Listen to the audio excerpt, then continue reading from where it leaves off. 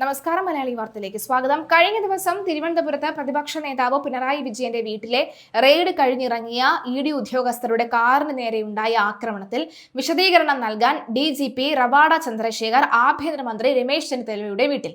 ഇന്ന് രാവിലെയാണ് DGP ആഭ്യന്തരമന്ത്രിയുടെ വീട്ടിലെത്തിയിരുന്നത്. സംഭവത്തിൽ പോലീസിന്റെ വീഴ്ചയ്ക്ക് പിന്നാലെ ആഭ്യന്തരമന്ത്രി DGPയിൽ നിന്ന് വിശദീകരണം തേടിയിരുന്നു. പിന്നാലെയാണ് നേരിട്ട് കാണാൻ DGP എത്തിയത്. ഇന്റലിജൻസ് IG P വിജയൻ, ഉപദേഷ്ടാവ് മുൻ DGP ഹേമചന്ദ്രൻ എന്നിവരും എത്തിയിരുന്നു. ഇന്നലെ ഉണ്ടായത് ആഭ്യന്തര വകുപ്പിന് വലിയ നാണക്കേടാണെന്നും വിലയിരുത്തലുണ്ടായി. ഇഡി ഉദ്യോഗസ്ഥർ ആക്രമിക്കപ്പെട്ടതിൽ കേന്ദ്ര സർക്കാരും ഗവർണറും വിശദീകരണം തേടിയിരുന്നു. ഇതിന് മറുപടി നൽകാൻ ആഭ്യന്തര വകുപ്പിന് ബാധ്യതയുണ്ട്. വീഴ്ച കണ്ടെത്തുന്നതുൾപ്പെടെ ഉള്ള കാര്യങ്ങൾ ഇന്നത്തെ യോഗത്തിൽ ചർച്ചയാകും. അതോടൊപ്പം പോലീസിലെ പൊളിച്ചെഴുത്തും ചർച്ചയാകും. മുഖ്യമന്ത്രി തലസ്ഥാനത്തെത്തിയ ശേഷമായിരിക്കും ഇക്കാര്യത്തിൽ തീരുമാനമെടുക്കുക. ഇന്നലത്തെ സംഭവം വീഴ്ചയാണെന്നും ആഭ്യന്തരമന്ത്രിക്ക് ബോധ്യമുണ്ട്. ഇന്നലെയും ആഭ്യന്തരമന്ത്രിയും DGPയും ഫോണിലേറെ നേരം സംസാരിച്ചിരുന്നു. തിരുവനന്തപുരത്തെ ED പരിശോധന സംബന്ധിച്ച് ഒരു വിവരവും ഉണ്ടായിരുന്നില്ല എന്ന് ആഭ്യന്തരമന്ത്രി രമേശ് ചെന്നിത്തല പോലീസിനെയും ആഭ്യന്തര വകുപ്പിനെയും മുൻകൂറായി അറിയിച്ചില്ല. EDക്കെതിരെ ഉണ്ടായത് ആസൂത്രിത ആക്രമണമാണെന്നും കർശന നടപടികൾ വേണമെന്നും രമേശ് ചെന്നിത്തല പറഞ്ഞു.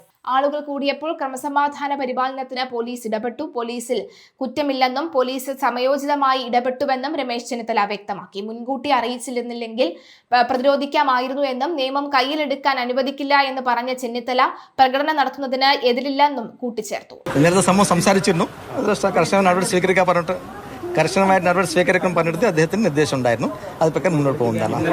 വലിയ വീഴ്ചയല്ലേ സംഭവിച്ചത്? കാരണം സുരക്ഷാ വീഴ്ച ഉണ്ടായി എന്നുള്ളത് ഇന്നലെ ADGP തന്നെ പറയുന്ന സാഹചര്യം ഉണ്ടായിട്ടുണ്ടായിരുന്നു. അത്രയും വലിയൊരു ആൾക്കൂട്ടം ഉണ്ടാകുമ്പോൾ 50 പോലീസുകാരെയാണ് അവിടെ നിങ്ങൾക്ക് ഇതിന്റെ ED റെയ്ഡ് അവർ സ്വന്തമായിട്ട് ചെയ്തതാണ്. കേന്ദ്ര ബലമായിട്ട് നമ്മൾ നടക്കുമ്പോഴും അതിന് പോലീസ് മനസ്സിലായിട്ടുണ്ട്, ഇങ്ങനെ അറിവുണ്ട്. അപ്പോൾ പോലീസിന് ഡിപ്ലോയ് ചെയ്തിട്ടുണ്ടായിരുന്നു. അത് ആവശ്യമുള്ള നടപടി സ്വീകരിച്ചിട്ടുണ്ടായിരുന്നു. അതിന് റെയ്ഡ് കഴിഞ്ഞ് 8 മണിക്കൂർ ശേഷമാണ് റെയ്ഡ് കഴിഞ്ഞ് പുറത്തിറങ്ങുമ്പോഴാണ് 8 മണിക്കൂർ പിന്നിടുന്നു ഈ ആക്രമണം നടക്കുന്നത്. അതെ, പോലീസ് അതുകൊണ്ട് തന്നെയല്ലേ അവിടത്തേക്ക് 300ഓളം പോലീസ് ഡിപ്ലോയ് ചെയ്തിട്ടുണ്ടായിരുന്നു. ടോട്ടൽ അവിടത്തേക്ക് പല സ്ഥലങ്ങളായിട്ട് ഈ പറ്റുള്ള സ്ഥലങ്ങളിൽ 50ഓളം പോലീസ് ഉണ്ടായിരുന്നു. പോലീസ് മാറി നിൽക്കുന്നു. ആ വാഹനങ്ങൾ ആക്രമിക്കുമ്പോൾ പോലീസ് രണ്ട് സൈഡിലേക്ക് അതിന്റെ തീർച്ചയായിട്ടും നോക്കാൻ പറ്റിട്ട് ആക്രമിക്കുന്നവരെ പിടിച്ചു മാറ്റാൻ പോലും പോലീസ് തയ്യാറാവുന്നു. തീർച്ചയായിട്ടും ഇതിലെ ഈ സംഭവത്തിന് നമ്മൾ നോക്കാം. അതിലേക്ക് ആവശ്യം നടപടി സ്വീകരിക്കുന്നത്.